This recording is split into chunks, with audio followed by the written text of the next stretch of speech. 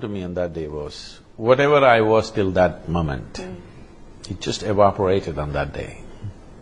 It's very difficult to explain how, but everything that I knew as myself simply crumbled and disappeared in a matter of few weeks. Everything about me changed so dramatically. If you look at my pictures before and after,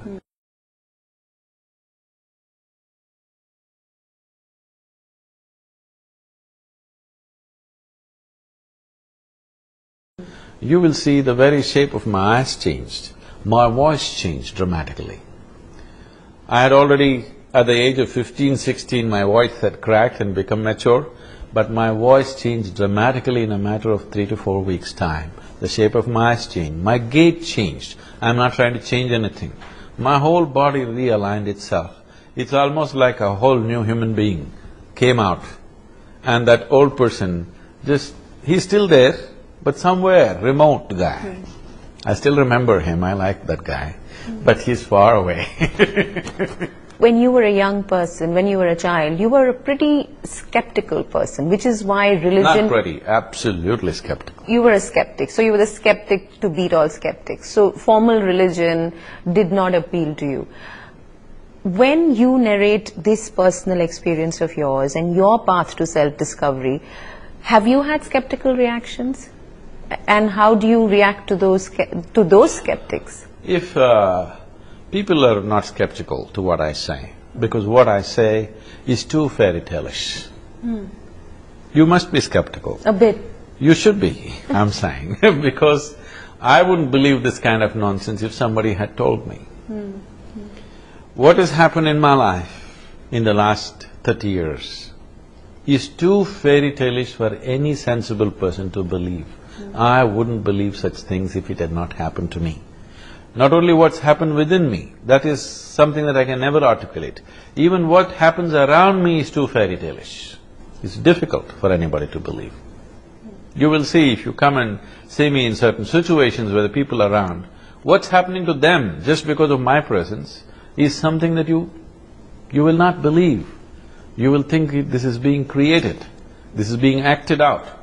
It is not being acted out, it will just happen. These days I know how to regulate myself, hold myself when I have to, let myself go when I have to. There was a time after these things happened to me, just walk into any place without knowing why, just everybody would burst into tears.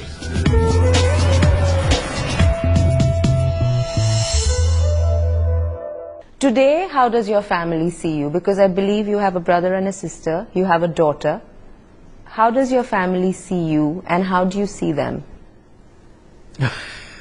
I have a very large family, a few million strong. How does the conventional family, what regular people like me think of as family, see you and how do you see them? I see them as important people in my life who played a significant role in my life in so many ways, with whatever contributions they've made to me. But I'm not particularly entangled with the family business because the bond of spirit is much stronger than the bond of blood. So I am bound by spirit to millions of people. And blood, not because of blood, because at a certain stage in your life, they played a significant role in your life. So for that, they're important to me. But do you feel the same way about your daughter, who I believe is a young adult now? Yes. I have too many daughters and sons. So she's also one of them, but she thinks she's my boss, but… Is she part of the foundation? Does she work with you? No, she's a Bharatanatyam dancer. She's performing for the last 1 year. And do I see pride in your eyes? Do I see pride in your eyes? I'm glad she's dancing, not just trying to earn a living. I'm glad she chose something like that, that she did not choose to do something just for the sake of earning a living. That's something that I always put into her, don't ever bother about earning a living. Because even a worm and an insect can do it. Do something that you really care to do, something that you think is valuable. That's what you must do in your life, otherwise it simply means that you don't value your life. So she went to this, she that, she thought she'll do this, she'll do that, then she invested herself in dance full time. I took her off formal education after 10th standard. And she went into full-time dance for last 7 years or 8 years now. And now she's performing and she's very passionate about it, and I'm glad she's doing that. I hate to bring this up, but I read it in my research where you're concerned, and that is that your late wife, there is this controversy about the way she died. Will you help me understand that a bit? There is no controversy. It is just a few tabloids picked it up and did some rubbish, because we know why they did it now. And a few bloggers who have nothing else to do, they keep doing it. Absolutely no controversy because it happened in the presence of people, and it was a natural process. It is just that because you're in a public space, anybody can say anything. The law has not said anything, no legal entity has said anything. People who have nothing else to do, they keep commenting about it. She was like my shadow for 12 years. She lived as a part of my life in everything that I did. And this is a nation where there have been thousands of incidents where people have left their body consciously. It is the peak of yoga in many ways. So she announced that she will leave almost 9 months ahead of that time. And she even prepared my daughter, who was only 7 years of age. And many ways I tried to… because those 12 years we were traveling and traveling all the time together. So this was the time when we're just kind of beginning to settle down. I said, just now we're settling down, why now? So she said, right now everything within me and outside of me is perfect. This is the time I want to attain to this. And she started working towards it. I never thought she will make it so quickly. This is something everybody is working towards, that you must be able to conduct the most profound aspects of your life consciously, that includes your birth and your death. So that is not a simple factor, which unfortunately, that profoundness in the society is gone. So all kinds of people who have nothing else to do, they're commenting about it. There's absolutely no controversy. There were hundreds of people, a few thousand people attended the funeral, everything was there. They're just commenting without any basis. If anything like that was there, you think all these young people would be around me, supporting and making things happen? When you say it's possible to prepare for death… I did not say death. What did you mean then? Is it true that you gathered this body slowly over a period of time? Yes? You gathered it. Some people gather this body consciously, a lot of people gather it unconsciously. If you had gathered it consciously, it would also be possible for you to drop it consciously.